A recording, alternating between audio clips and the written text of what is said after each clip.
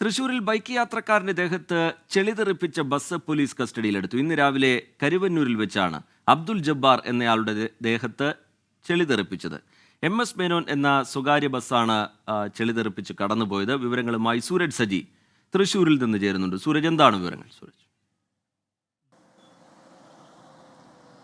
ഇന്ന് രാവിലെയാണ് ഈ കരുവന്നൂർ രാജ ബസ് സ്റ്റോപ്പിന് സമീപത്ത് വെച്ച് ഈ സംഭവം നടക്കുന്നത്. ഈ വെള്ളാങ്കല്ലൂർ സ്വദേശിയായിട്ടുള്ള അബ്ദുൽ ജബ്ബാർ ഒരു യാത്രയുമായി ബന്ധപ്പെട്ടുകൊണ്ട് പോകുന്നതിനിടയിൽ സ്കൂട്ടറിൽ യാത്ര ചെയ്യുന്നതിനിടയിലാണ് ഈ സ്വകാര്യ ബസ് പുറകെ വരികയും പിന്നീട് കുഴിയിൽ ചാടി ഈ ചെളി തെറിപ്പിക്കുന്നത്. ഈ സമയം അബ്ദുൽ ജബ്ബാറിനെ സംബന്ധിച്ച് വെള്ള വസ്ത്രമായിരുന്നു ധരിച്ചത്. അദ്ദേഹത്തിന്റെ ചിത്രങ്ങളടക്കം നമ്മളിപ്പോൾ കാണിക്കുന്നുമുണ്ട്. ആ വസ്ത്രമാകെ ഈ ചെളിയിൽ കുതിരുന്ന ഒരു സാഹചര്യമുണ്ടായി. ഇതോടുകൂടിയാണ് ഈ അബ്ദുൽ ജബ്ബാർ ഈ സ്വകാര്യ ബസ് വഴിയിൽ തടഞ്ഞിടുന്നത്. MS മേനോൻ എന്ന ബസ്സായിരുന്നു ഈ ചെളി തെറിപ്പിച്ചത്.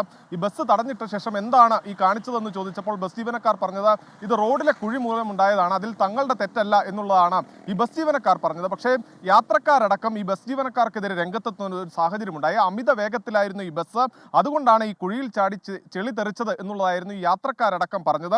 ഇതോടുകൂടി ഈ ബസ് റോഡിൽ തടഞ്ഞിട്ടു. യാത്രക്കാരും ഈ ബൈക്ക് യാത്രികനും ചേർന്ന് ഈ ബസ് തടഞ്ഞിട്ടു.